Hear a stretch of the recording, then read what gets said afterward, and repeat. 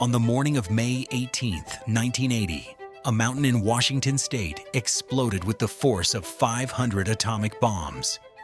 Within minutes, forests vanished, rivers were buried, and an entire landscape was permanently altered. This wasn't just a volcanic eruption. It was the deadliest and most economically destructive volcanic event in United States history. And it happened faster than anyone expected. Mount St. Helens had always been beautiful and dangerous. Located in the Cascade Range of Washington state, the volcano was part of the Pacific Ring of Fire, a zone where tectonic plates constantly collide. For centuries, Native American tribes had legends describing the mountain's violent nature. But by the 20th century, the volcano appeared quiet. It hadn't erupted significantly in over a century. It looked peaceful, stable. People camped near it. Loggers worked around it. Scientists monitored it, but without urgency. Then, in March 1980, everything changed. On March 20th, 1980, a magnitude 4.2 earthquake struck beneath Mount St. Helens. It was the first of many. Over the following days, hundreds of small earthquakes shook the region. Steam explosions began blasting craters into the summit. A massive bulge started forming on the mountain's north side. It grew at an alarming rate, up to 5 feet per day. Scientists knew magma was rising, pressure was building. But predicting when the mountain would erupt was nearly impossible. Authorities established a red zone, restricting access near the volcano. Some residents complied, others resisted. Among them was 83-year-old Harry R. Truman, who refused to leave his lodge near Spirit Lake. The tension grew daily. The mountain was unstable. At 8:32 a.m. on May 18, 1980, a magnitude 5.1 earthquake struck directly beneath the volcano. It triggered the largest landslide in recorded history. The entire north face of Mount St. Helens collapsed. Within seconds, pressure that had been building for months was suddenly released. The volcano didn't erupt upward first. It exploded sideways.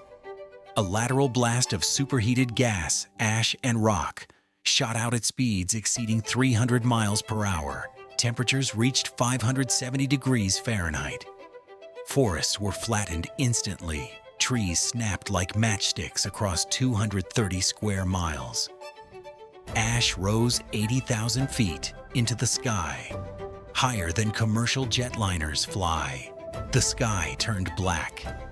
Day became night across eastern Washington. Entire ecosystems were erased. Spirit Lake was lifted by the force of debris and water. Rivers were choked with mud and volcanic material. Highways disappeared. Bridges collapsed. The blast wave moved so fast that many victims had no time to react. In total, 57 people lost their lives. Thousands of animals were killed. Billions of board feet of timber were destroyed. Ash fell across 11 U.S. states. Some of it circled the globe. It was a disaster that rewrote geography. Mount St. Helens was being monitored, but science in 1980 was limited. Volcanology was still developing. Predictive models were incomplete. The biggest challenge wasn't knowing that an eruption was coming. It was knowing exactly when. Authorities made difficult decisions, balancing public safety and economic pressure. Logging companies pushed for access to restricted zones. Property owners demanded entry. Some risk calculations proved deadly. But compared to disasters of the past, the response was not a total failure. In fact, many scientists believe monitoring efforts saved thousands of lives. Without the restricted red zone, the death toll could have been far worse. The eruption caused over $1 billion in damage. But what followed surprised many experts. Life returned.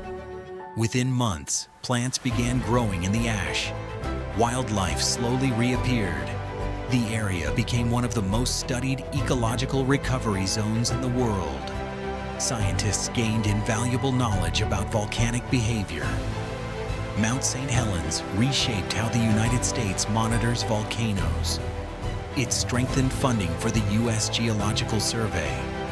It improved hazard mapping. It changed emergency response protocols. Mount St. Helens teaches a different lesson than floods or hurricanes. Some disasters are slow, some are predictable, and some are explosive, sudden, violent, and irreversible. The eruption showed the importance of scientific monitoring. It proved evacuation zones matter, and it reminded us that nature does not need long to reshape the world. Today, Mount St. Helens still stands, smaller, reshaped, but active. It is a reminder that beneath calm landscapes, pressure can build silently. That preparedness is not paranoia, and that sometimes survival depends on listening to the mountain before it speaks.